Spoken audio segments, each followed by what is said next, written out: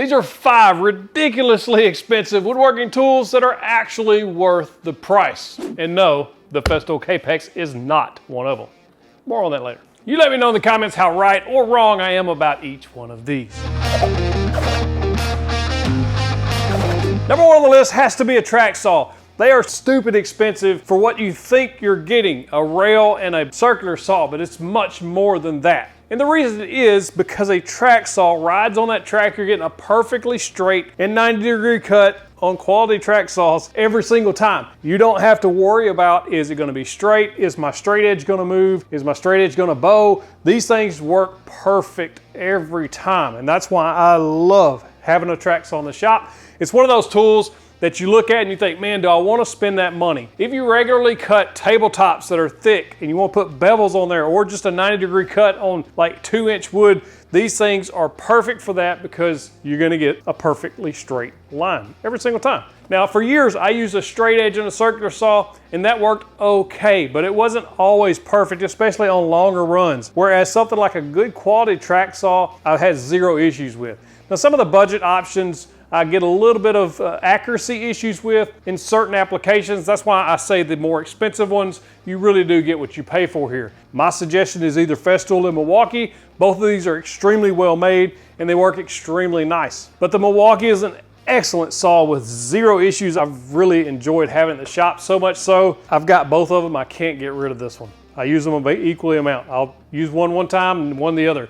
So either one of these you'll be good with, and Milwaukee's do go on sale from time to time, so be sure and keep up with my Tool Deals website. I'll link that in the description. 1B on these track saws, if you get a track saw and you really want to speed things up for yourself, check out the TSO GR16 PEV2. There's a lot of words there. This is a guide rail square, and essentially what this is going to do is turn your track saw into a giant speed square. In other words, you can only have to use 2 sides, this plus the track, to square it up on the sheet good that you're cutting, and then a square. You don't have to worry about lining up each end of the track, so it speeds things up a lot. And this new version fits both the Festool and Milwaukee, as well as several others. They do have a Craig version that you can get that's separate because the Craig tracks are different, but I'll link to this one as well. The great thing about this track square is it slides right on, clamps down, and that's it. It's literally that easy. It takes it 2 seconds to put on and 2 seconds to take off. That's why I love having this in the shop. I have a whole video on 5 track saw accessories you need if you have a track saw.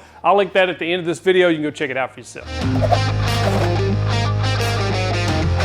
Next on the list, a ridiculously expensive tool are dust extractors, but I think they are 100% worth the price. Now, I've had the pleasure of using both the 3M and the Festool dust extractors, and they're both really good at what they do, especially if you get the 3M dust extractor from Tay Tools. I'll link that in the description. He sends a bag with his where you buy them elsewhere, you don't get that bag, and I have a whole video on that too. I didn't realize how much I would appreciate a dust extractor and why it's a little different than just a regular shop vac. I like dust extractors so much. I have one here at the workbench that I use for sanding, the domino, the track saw, the routers, whatever I want to be using here at the workbench. And I have another one at the miter saw station because it works so well. Now, if I'm recommending a dust extractor to rule them all, I think the CT48 is probably the best pick. It has like 48 liters, whatever that means, of capacity. It's a really nice size capacity, hold a lot of dust. Now, at the miter station, I wanted something smaller, so I have the CT36, also an excellent choice. They both have this exact same CFM.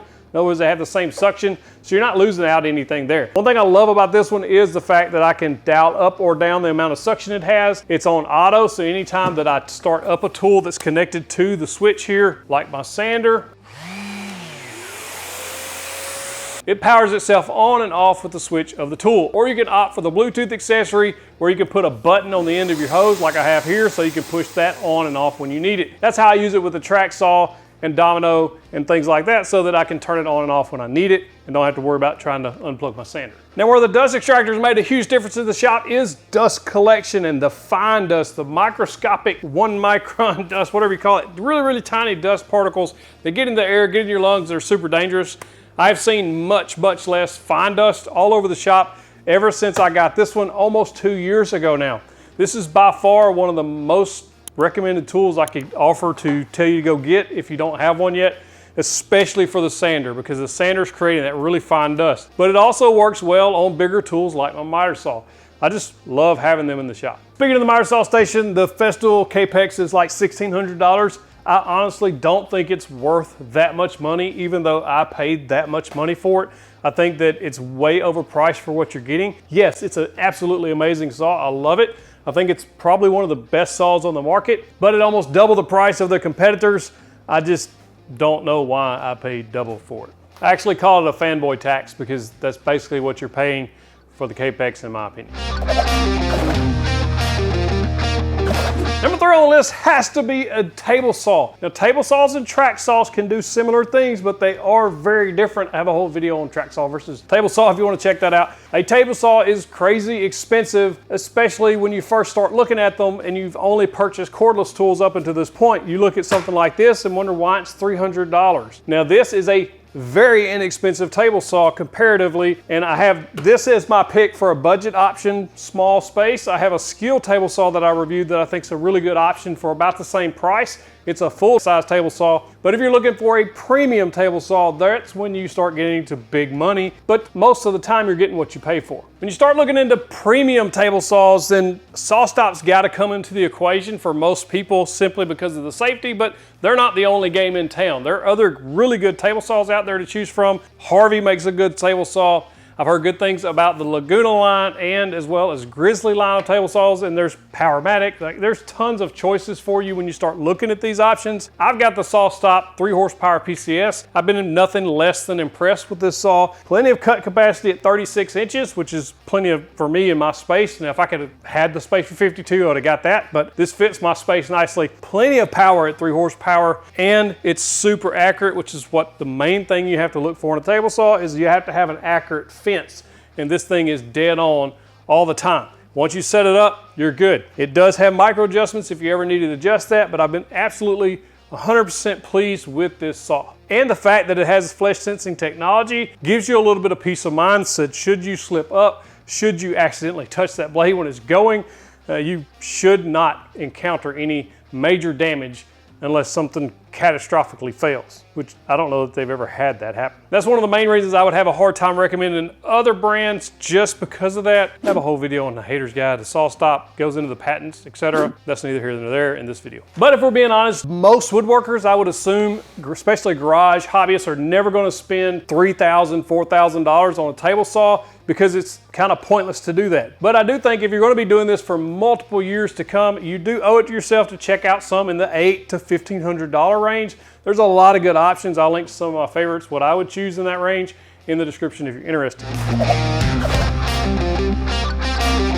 Number 4 on the list, I gotta put chisels in here because they are ridiculously expensive when you start looking at quality chisels. In other words, the Narex Richter line's the one I actually recommend for most people. 2 Cherries, a Sandvik, you name it. There's several other brands out there, but to me, I think best bang for the buck is the Narex brand. There's been a lot of tests and reviews done on these chisels, and they seem to always come out in the upper spots for most people. The main reason you're paying bigger money for chisels like this is the steel that they use. If they use lower quality steel, it doesn't hold an edge. You can't get them flat, and they just dull really fast. Where when you spend a little extra money on really quality chisels, you're getting a nice metal that's really hard, that doesn't dull very fast. It's kind of a happy medium there where it's also not so hard that you can't sharpen them with a fair amount of ease. I have a whole video on sharpening chisels too, but for the most part, you're paying for that happy medium in the perfect metal. There is such a thing where you get, it's not too hard, it's not too soft, it's kind of like Goldilocks of chisels.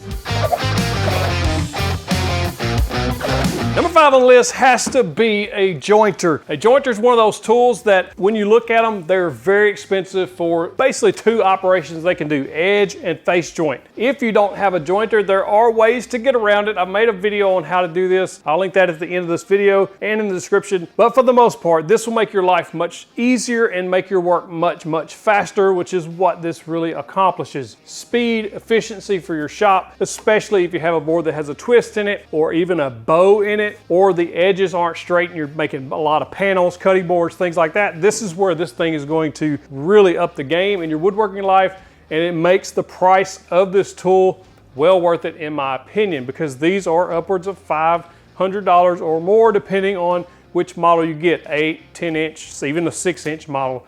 is quite pricey.